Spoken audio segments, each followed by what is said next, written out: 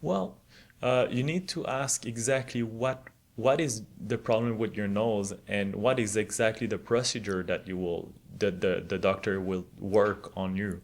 So you have the good information and the preparation, so you know exactly what will happen, the consequences also if something goes wrong.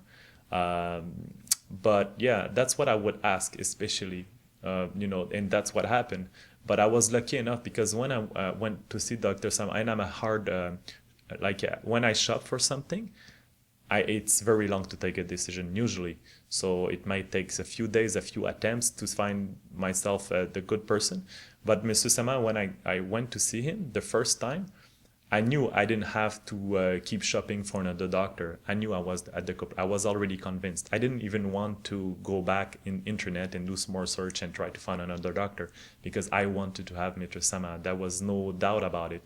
It was just a question of working and saving some money and eventually be able to pay for the operation. So that's what happened. 2 years later, I could afford it, and I don't regret it at all. But yeah, he convinced me. Why? Simply because of his professionalism. He gave me all the right information I needed. When I after consultation, when I went outside of the office, I didn't have any more questions to ask, and he gave me more that I didn't thought of asking. He gave me more information. I'm actually very impressed. I'm very pleased. I didn't have very high expectations about this because, as you said, it was my second. It was mostly what I wanted was correcting my breathing problem, but it was a nice bonus to add.